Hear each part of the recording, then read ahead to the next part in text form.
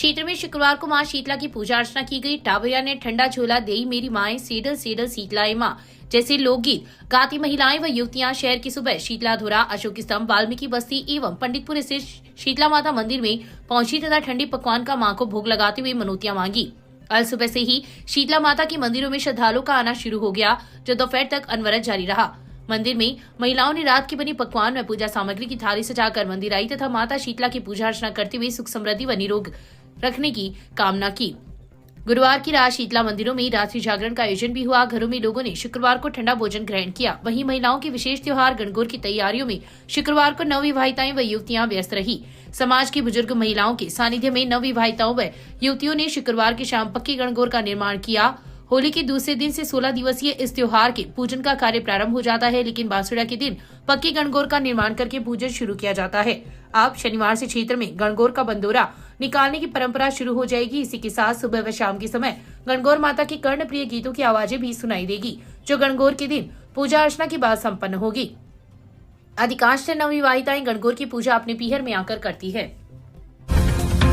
तहसील के गांव बछारा की श्री सांवरिया सेठ गौशाला को वैद्य लक्ष्मी नारायण शर्मा ने अपनी कृषि भूमि में से 5 बीघा भूमि शुक्रवार को प्रदान की है। उक्त भूमि गौशाला के नाम कर पदाधिकारियों को रजिस्ट्री सौंपी। इस अवसर पर गौशाला के पदाधिकारी अध्यक्ष लक्ष्मणाराम मेघवाल, सचिव चेतन प्रकाश सोनी, सदस्य हनुमान सिंह, जगदीश शर्मा, किशन शर्मा, ओम सिंह, सुभाष नैन, देवकिशन स्मृति सेवा समिति के अध्यक्ष विश्वनाथ सोनी, वैद्य त्रयंबक शर्मा उपस्थित थे। उपस्थित पदाधिकारियों ने सहयोग के लिए वैद्य शर्मा का साफा व दुपट्टा पहनाकर अभिनंदन किया। सोनी ने बताया कि उक्त भूमि गौशाला के नाम होने से राजकीय सहयोग के लिए उक्त गौशाला पात्र हो जाएगी।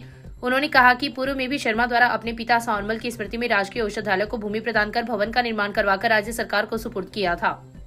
गाँव बछारा में सांवरिया सेठ गौशाला को मेरी कृषि भूमि में से गौशाला के लिए 5 बीघा जमीन सांवरिया सेठ गौशाला समिति को रजिस्ट्री बनवा करके तहसील कार्यालय में ग्रामवासियों को सुपुर्द की है।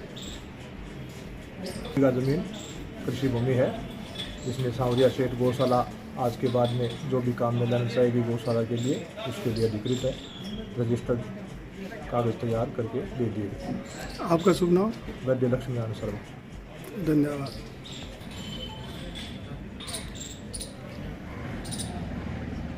नमस्कार जी, मैं श्री सांवरिया सेठ गौशाला की तरफ से वैद्य लक्ष्मी नारायण जी शर्मा का हार्दिक आभार और अभिनंदन करता हूं।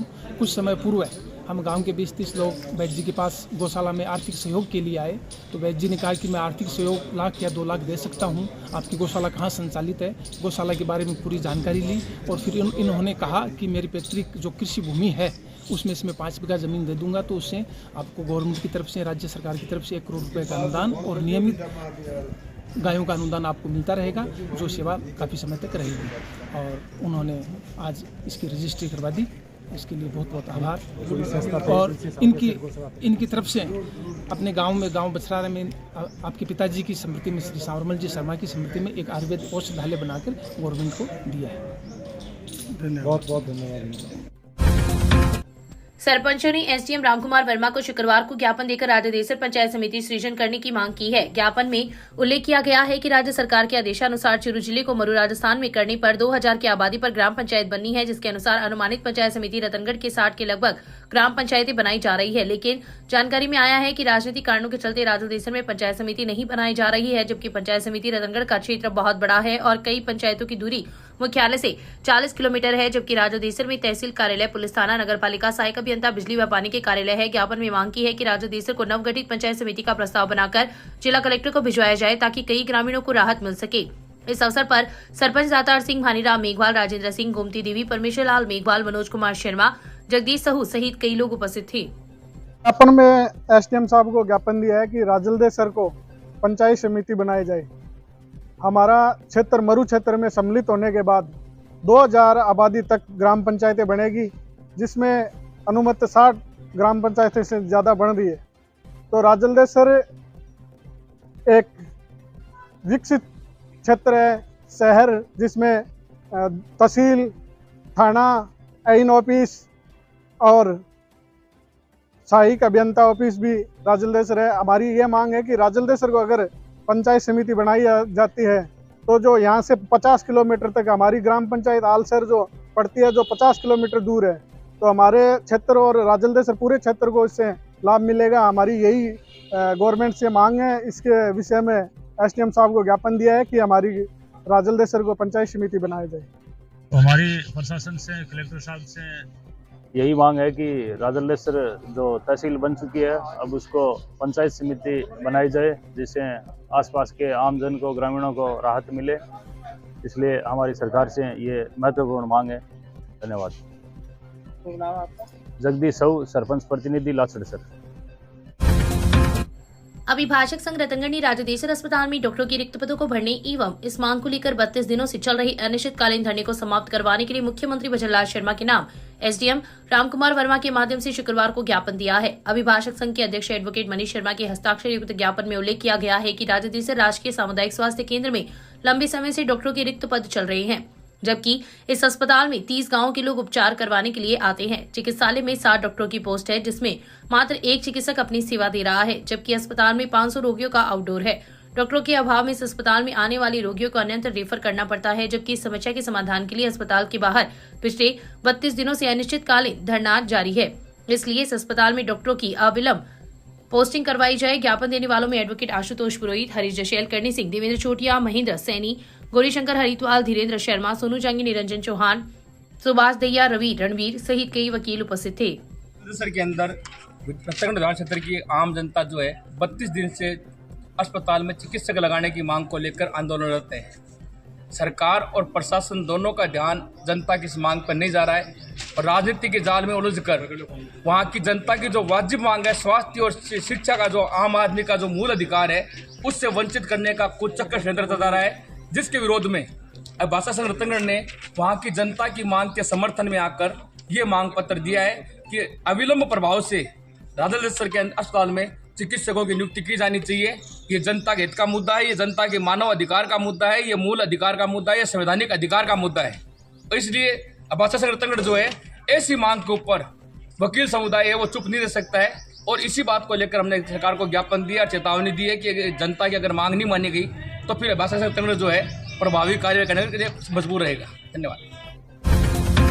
विधायक पुष्पाराम गौदारा ने जिले के ग्रामीण क्षेत्र में पिछले लंबे समय से आबादी विस्तार एवं कृषि भूमि का आवासीय भूमि में नियमन नहीं होने का विधानसभा में शुक्रवार को मुद्दा उठाते हुए राजस्व मंत्री का ध्यान आकर्षित करवाया है। गौदारा ने विधानसभा में कहा कि जिले में ग्रामीण क्षेत्र में पिछले 10 साल से आबादी विस्तार का कोई भी प्रस्ताव तहसीलदार व एसडीएम को प्रेषित नहीं किए गए हैं।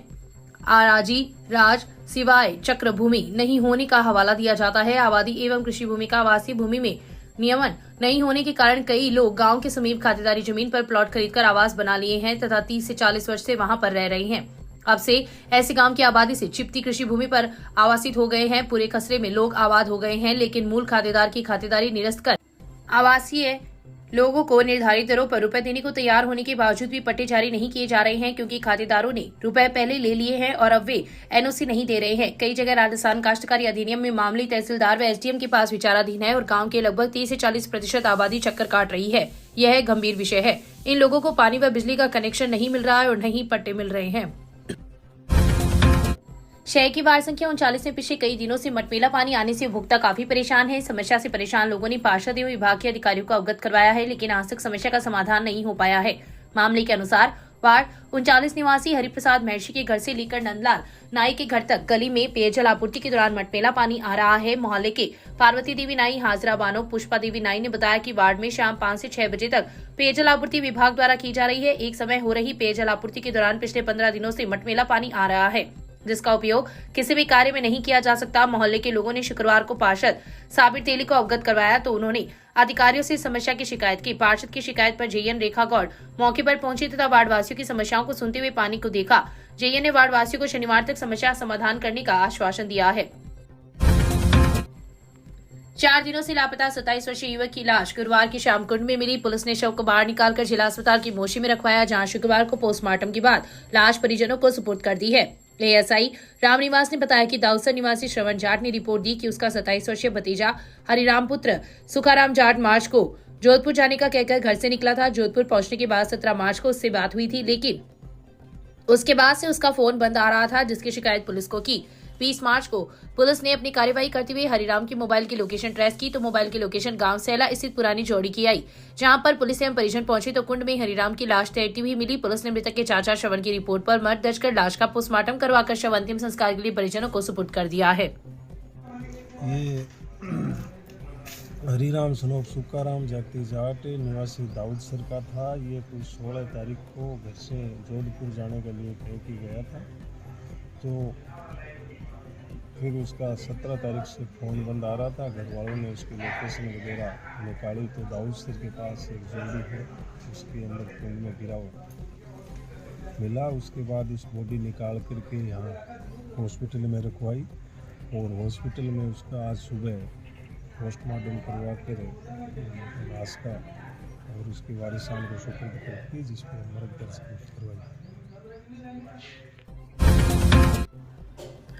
बीकानेर जिले के मोमासर की युवती के चूरू के राजासर बीकान के युवक से सगाई तो हुई, लेकिन शादी से पहले लड़की के घर वालों ने यह सगाई तोड़ दी। अब उसने अपना घर परिवार छोड़ दिया और युवक के साथ लिव इन रिलेशनशिप में रह रही है। अब दोनों को जान की धमकी मिली तो वे सुरक्षा के लिए एसपी दफ्तर पहुंचे। युवती का आरोप है कि उसके घर वाले भाई के बदले अट्टा सट्टा प्रथा में दूसरी जगह शादी करना चाहते हैं।